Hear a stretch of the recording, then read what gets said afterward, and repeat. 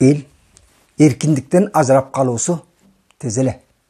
Түркменистан, Түндүк Корея, Орусия, Тажикстан элдери диктатурага баш ийип калуусу өздөрүнүн ыктыярынан дейсизби? Жок. 2 жылдан ашты.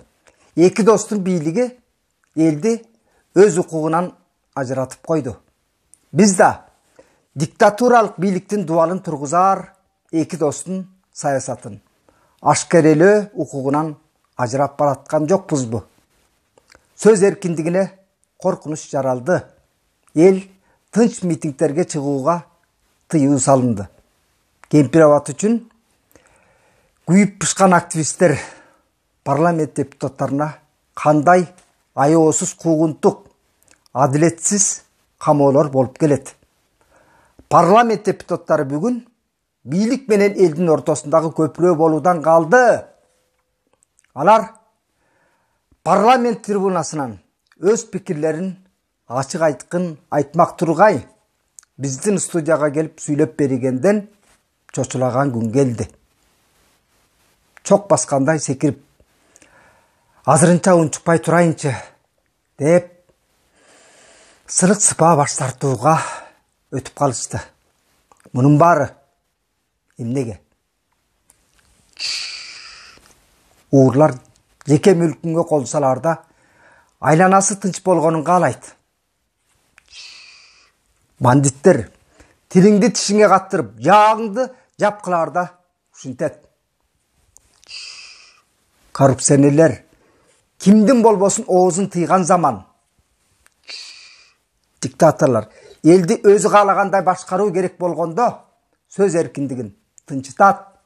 Так ушинтип, мына минтип тынчытат.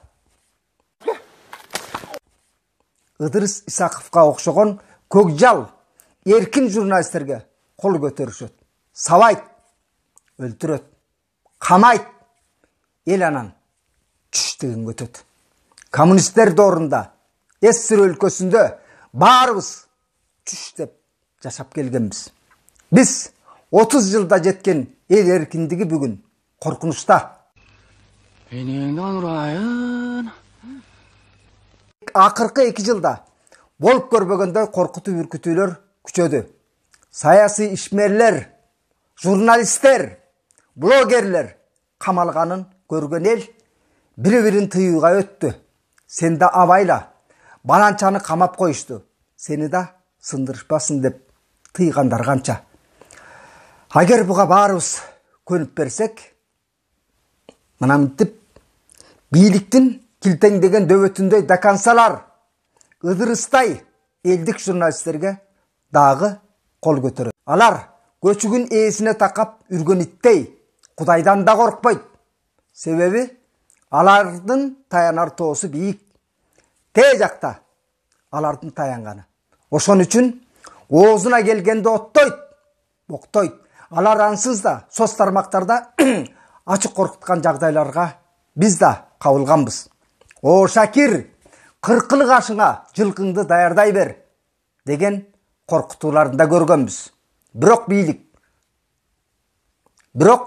бийлик тараптан дем чыга алып көнгөн фейктер, боттор, такансалар бүгүн жарандык коомдун өкүлдөрүн, прогрессчил күчтөрдү элге бузуку көрсөтүп, эркин журналисттерди түрдүүчө каралап, коркутуп, шылдыңдаганын тыйып коюуга УКМК укуругу кыска дейсизби? Жок. Тескерисинче элди деген саясий режимге көндүрүү үчүн Ыдырыс Исаковго кол көтөрүлүп олтурат. Мен муну Абирдин символуна көтөрүлгөн кол деп түшүндүм. Сөз эркиндигине коркунуч келгени ушул деп түшүндүм. Ойлон, Кыргыз өлкөсүнүн жараны.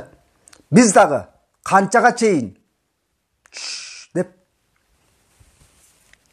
тилди тишке катууга тийишпиз.